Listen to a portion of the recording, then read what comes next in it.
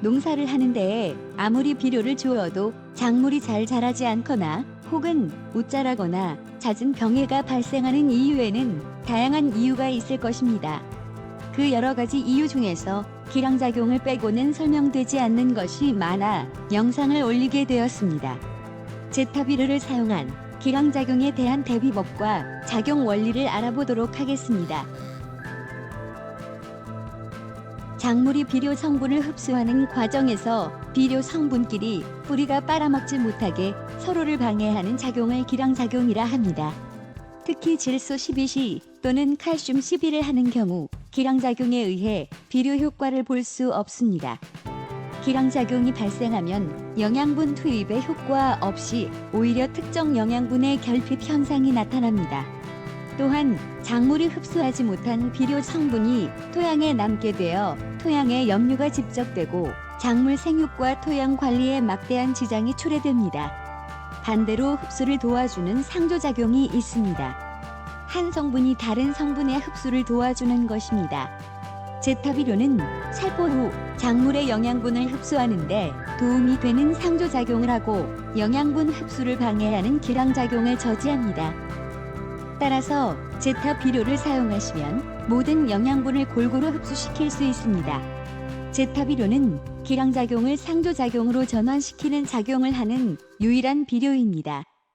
각 성분별 기량작용과 상조작용의 관계를 말씀드리겠습니다. 질소는 칼륨과 붕소의 흡수를 방해하고 마그네슘의 흡수를 돕습니다. 이는 철, 칼륨과 구리의 흡수를 방해하지만 마그네슘 흡수를 돕습니다. 칼륨은 칼슘, 마그네슘, 붕소의 흡수를 방해하며 철과 몰리브덴이 흡수를 돕습니다. 칼슘은 마그네슘, 아연, 붕소, 철, 칼륨, 망간의 흡수를 방해합니다. 마그네슘은 칼륨, 칼슘, 아연, 철의 흡수를 억제하고 인을 돕습니다. 붕소는 다른 원소로부터 영향을 받을 뿐 아무런 영향을 주지 못합니다. 철은 인의 흡수를 방해합니다. 구리는 철과 몰리브덴이 흡수를 억제합니다.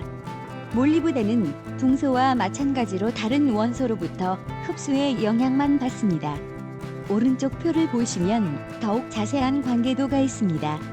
영상 밑에 설명란에 이 부분의 시간대를 표시해 두겠습니다. 자세히 보시고 싶으시면 시간대 표시한 부분을 누르시어 다시 보실 수 있습니다. 일반 관행 12와 제타비료 12의 결과의 차이를 말씀드리겠습니다. 일반 관행으로 NPK 비료를 처방한 경우는 작물이 웃자라며 연약하게 성장합니다. 뿌리가 얇고 옆으로 성장하며 성장 후반부에 잦은 장애가 발생합니다. 제타비료를 12로 예방을 한 경우에는 웃자람이 방지되며 균형 성장을 이루게 됩니다. 토양의 염기를 극복하며 뿌리가 발달하게 됩니다.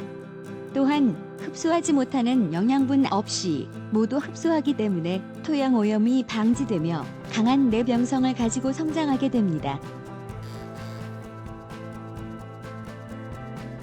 일반 복합 비료 12만 하는 경우는 복합 비료의 영양분을 기량작용으로 인해 다 흡수하지 못하고 불균형한 성장을 합니다.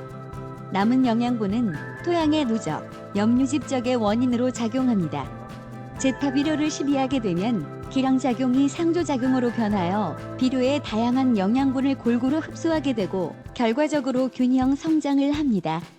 또한 토양의 염류 집적이 일어나지 않아 건강한 토양을 유지하게 됩니다. 1단계로 기량작용을 상조작용으로 전환시킵니다. 2단계로 비료 유효율이 증가하게 되고 3단계로 작물의 상품성이 증가하며 염류 집적이 방지되어 토양 오염을 예방할 수 있게 됩니다. 제타를 사용한 농법과 기존의 농법의 비용 대비 수익에 대한 비교를 한 실험을 하였습니다. 1000제곱미터, 즉 300평 단위의 고추 농사를 하였습니다.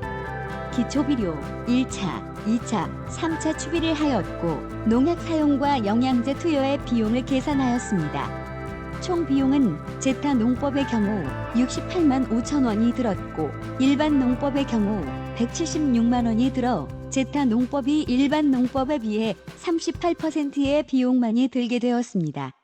생산성의 비교 결과는 2012년 고추 시세 기준으로 제타 농법의 경우는 특품 생산이 가능하여 1,430만 원의 수익이 발생하였습니다.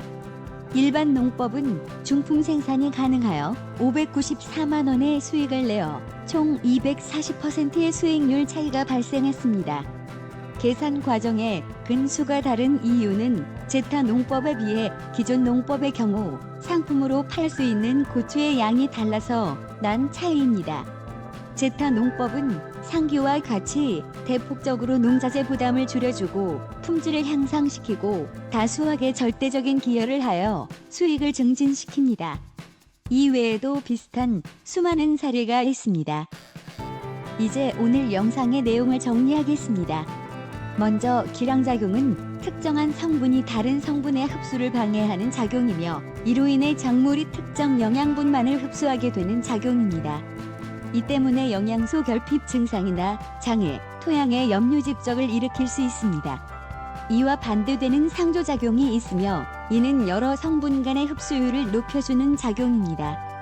상조작용이 발생하면 균형 성장을 이루게 되며 토양 오염의 방지 효과를 얻을 수 있습니다.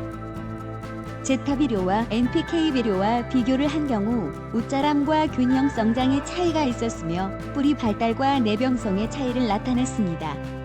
제타 비료의 작용 단계는 기존의 기량작용으로 흡수를 못하던 복합 비료의 성분을 제타 비료가 상조작용으로 전환시켜 다양한 영양분의 흡수율을 높이게 되고 결과적으로 작물 상품성이 증가함을 알 수 있었습니다. 마지막으로 수익성 비교 사례에서는 농자재 사용 부담을 줄이고 고품질의 작물을 다량으로 수확하게 하여 눈에 띄는 수익성 차이를 보여주었습니다. 저희 제타 비료는 다양한 상품군으로 여러분의 성공적인 농사를 도와드리고 있습니다. 경험해 보시면 반드시 효과를 보실 것을 약속드립니다. 이상으로 작물 성장의 저해와 장애를 일으키는 기량작용에 대한 내용과 제타 비료를 사용한 대처 방법에 대한 이야기를 마치겠습니다. 여러분의 성공적인 농사를 기원합니다. 시청해 주셔서 감사합니다.